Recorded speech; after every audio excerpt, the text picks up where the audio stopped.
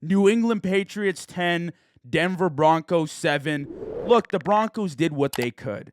Backup quarterback. It's difficult for Stiddy to walk into the biggest game of his life in tough conditions and perform. And honestly, I don't think he did all that bad. The performance could have been a lot worse. I thought he opened up the game, maybe first drive, working things out, but after that looked pretty comfortable, like a guy who's gotten reps with this offense, and he did. Look, people tried to relate this to Nick Foles and the Eagles. There are some similarities, of course, but Nick Foles at least had some regular season action, multiple playoff games to build up to this point. Jared Stidham quite literally walked on to one of the biggest stages in the NFL season and was asked to perform and win a game, to go to the Super Bowl and then to perform in the Super Bowl again. Very unlikely it was going to happen, but I will give him credit.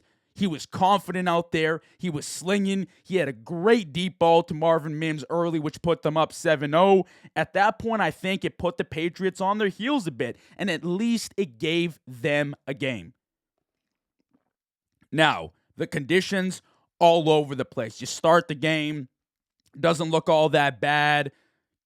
Decent conditions by the end. Complete snowstorm. Crazy to play in. Crazy to pass in. Never mind the first game jitters. The stage he's playing on. Jared Stidham had to go in the cold, in the snow, and perform. Recipe for disaster, but I thought he gave them a shot. I thought Sean Payton coached his ass off this year. I think the Broncos should be very proud of themselves. Of course, if you have Bo Nix in this game, you're probably getting a very different outcome offensively. It's probably an offensively powered game. Bo Nix gives them a little bit more comfortability, I would say. But you got to adapt in the playoffs. You got to adapt to the environment, to what you got available. And the Patriots, at the end of the day, you can call it a weak schedule. You can call it a fluky year, but they got the job done. They are no strangers to the Lombardi Trophy, and they're not strangers to winning in this league. And sometimes that's what it takes. I thought today, between both games, I learned a lot. I think it was a day of lessons. And I'll touch more on that as I go through this segment, as I go through the episode. But just keep an eye out for that as I list off some of the lessons I feel like I've learned watching this year in the NFL and specifically today, which I want to cover. Let's go to the Patriots now, because honestly, watching this year, I predicted the Patriots to be a playoff team this year. I did not think they would go to the Super Bowl. I really hope that they don't win because I'm a Bills fan and it hurts. But they're a good team, man, and this is what I expected. I knew they were a well-coached team. I knew they were built from the ground up.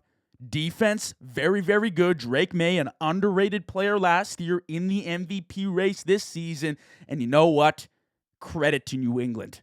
The Patriots have made one of the greatest turnarounds in sports history. If you look at what they did last season, bottom of the barrel, 4 wins, Jared Maye, dumpster fire. Nobody knew about Drake Maye.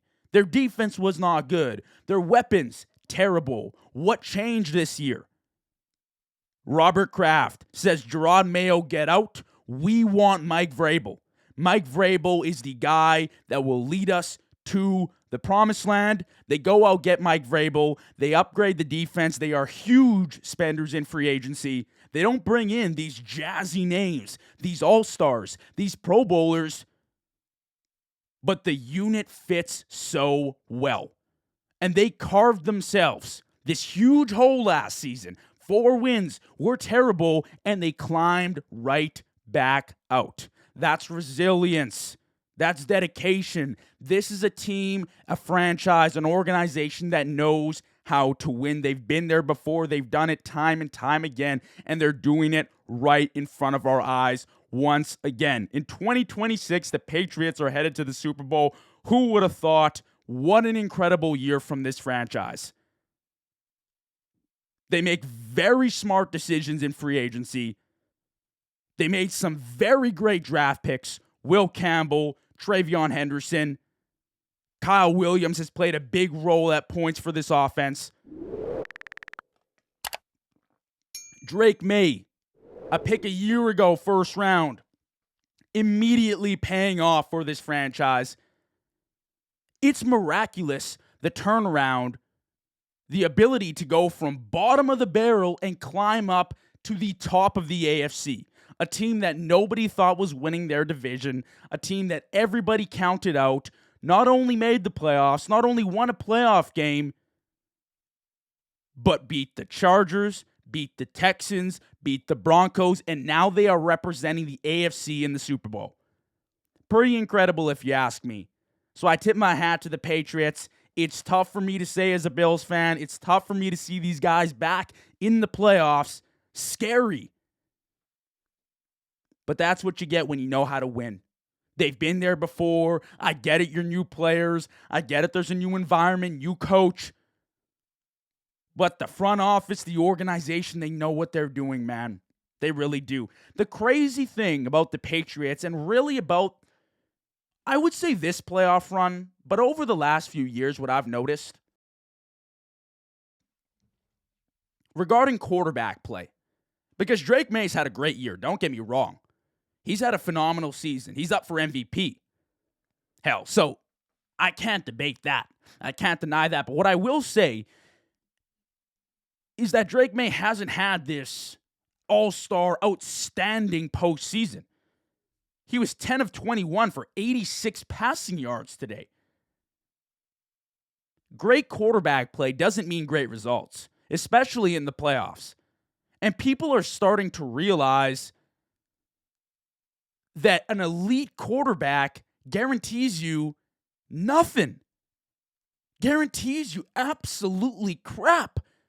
You need a really good team. You need to be built from the ground up in the trenches, both sides of the ball, plus special teams. You need a good run game. You need good weapons. You need very talented coaching to push you to a Super Bowl.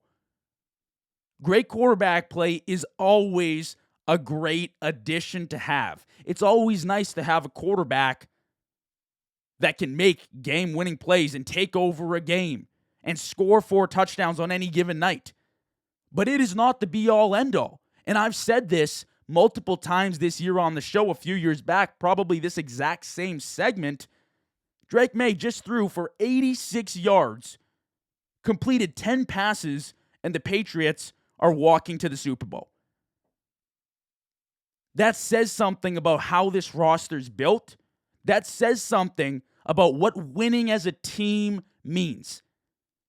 Because winning Super Bowls, it's easy to blame, it's easy to put it on a quarterback. It's easy to say that's a QB stat. But when you break it down, I think we're starting to realize that it's really not.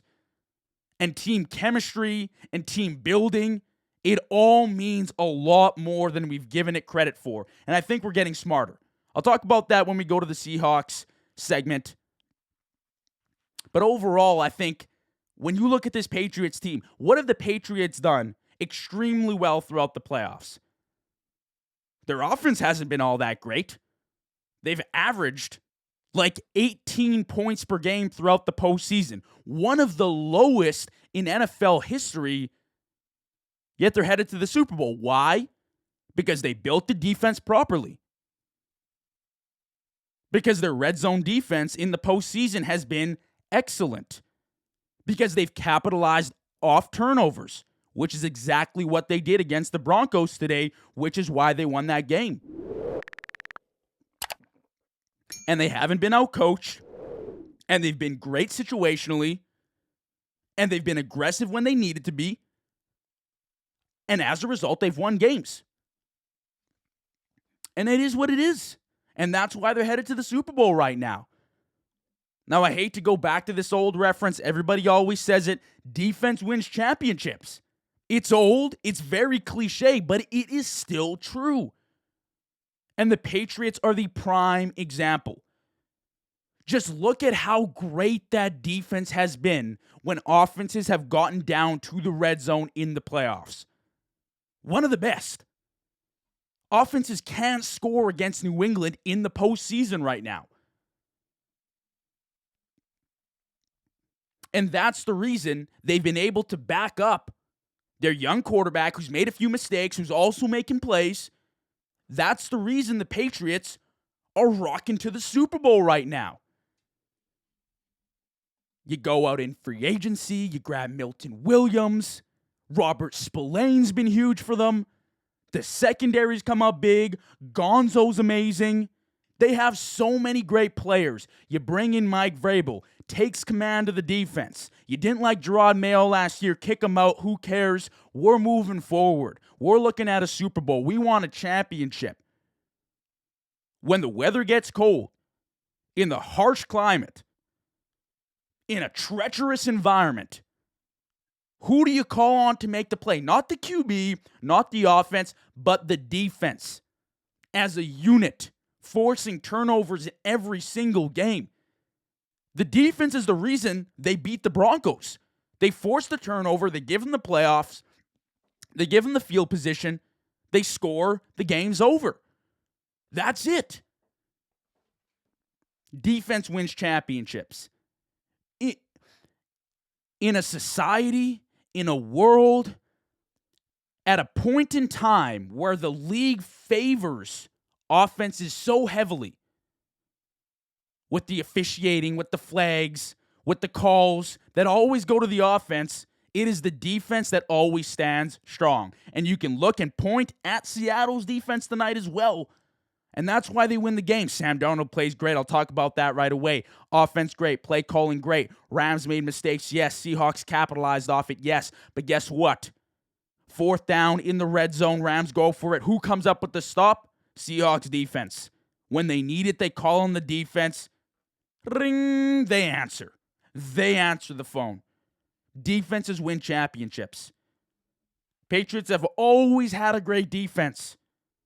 That's always been a staple for this franchise because that's the key.